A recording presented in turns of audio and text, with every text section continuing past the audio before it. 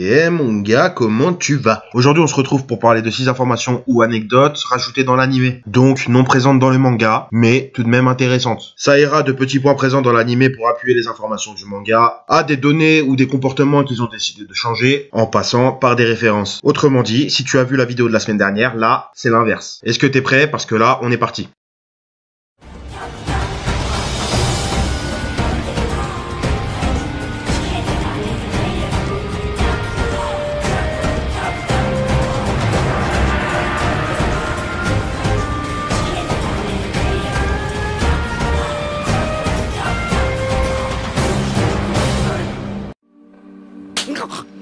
Pour cette première information, on va rentrer dans le vif du sujet et on va parler des piliers. Dans le manga, deux possibilités. Soit Koyoharu Gotoge n'avait pas d'idée arrêtée sur le chara design de ses piliers, soit elle voulait entretenir un certain mystère. Toujours est-il que dans le chapitre 4, lorsqu'elle en parle pour la première fois, seulement 3 des piliers qu'elle présente sont reconnaissables, à savoir Giyu, Obanai et Shinobu. Les autres ne sont pas identifiables et il y en a même certains qui ressemblent à aucun pilier, notamment le mec qui est chauve. C'était peut-être le pilier de l'œuf? Non. Alors peut-être le pilier de la boule? Non plus. Et pourquoi pas le pilier des souris? Ça se tient. Enfin bref, en tout cas, dans l'anime, aucun suspense, ils sont tous reconnaissables. Bien qu'à ce stade, ce soit que des personnages débloquables, à part Giyu. On peut quand même facilement identifier les 8 autres piliers. Et personnellement, je trouve ça pas mal. D'ailleurs, ce passage me fait penser à un autre anime. Est-ce que tu vois duquel je parle? Réfléchis-y, mais on va très vite en parler.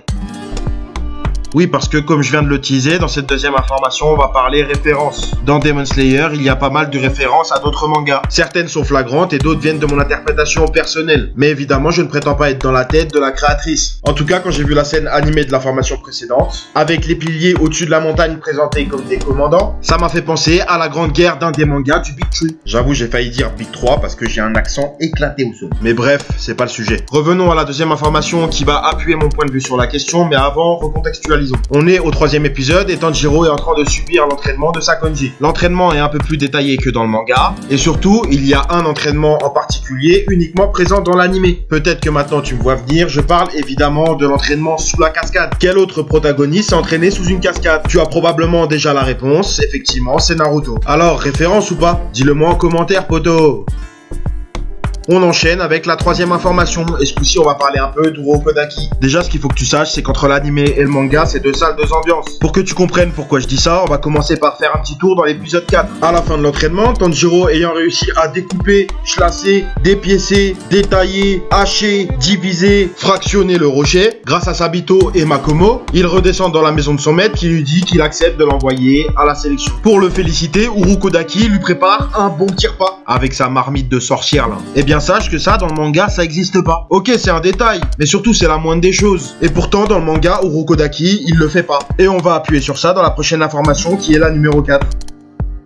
En fait, là où je veux en venir dans cette 4e information, c'est préciser que le maître est beaucoup plus proche et beaucoup plus protecteur vis-à-vis de Tanjiro dans l'anime. Et on le voit dans plusieurs passages. Dans le manga, Urokodaki a une attitude de maître. Je ne dis pas qu'il est méchant, mais il se contente d'apprendre à Tanjiro ce qui lui est nécessaire. Là où dans l'anime, il va avoir des actions, des gestes, ou plus globalement une attitude, plus proche de celle d'un père. Là où c'est étonnant, que dans l'anime, il a l'air d'avoir plus de retenue sur les autres enfants décédés. Et ça, c'est caractérisé par 2 phrases qui ont 2 sens différents. Lorsqu'il parle de Sabito, Makomo et des autres enfants dans l'anime, il dit textuellement à Tanjiro « Je ne souhaite plus voir mourir d'autres enfants ». Alors que dans le manga, il dit « J'ai déjà vu tellement mourir de mes enfants ». Et c'est là que c'est paradoxal, car dans l'anime, il a plus l'air de considérer Tanjiro et Nezuko comme ses enfants.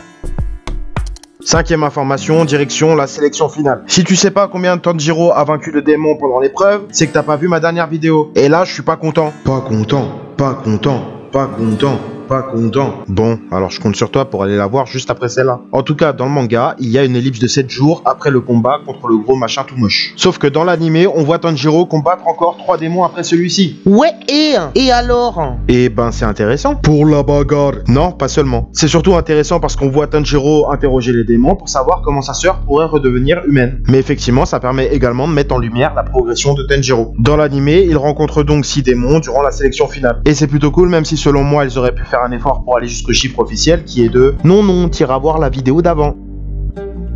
Pour cette 6e et dernière information, on va parler de Yushiro et Tamayo. Et plus précisément d'une gaffe, d'une boulette ou d'une pouquette, appelle ça comme tu veux, que Yushiro fait dans l'anime pendant le combat contre Susamaru et Yaaba. Et je précise dans l'anime car il ne la fait pas dans le manga. Dans ce dernier, c'est Yaaba qui devine que Tamayo est le démon qui a échappé à l'emprise de Muzan. Et qui suggère donc à Susamaru de la ramener vivante en cadeau à Muzan. Dans l'anime, ça se passe différemment. Yushiro, en colère contre Susamaru qui a blessé Tamayo, l'attaque en lui disant que c'est impardonnable. Et c'est à ce moment que Yaaba réagit en entendant le prénom de Tamayo sortir de la bouche de Yushiro. Et personnellement, je trouve ça beaucoup plus logique. Et entre nous, ça donne aussi une raison supplémentaire d'insulter Yushiro qui a dit avant ça que Nezuko était un ton. Cher Yushiro la Pookie.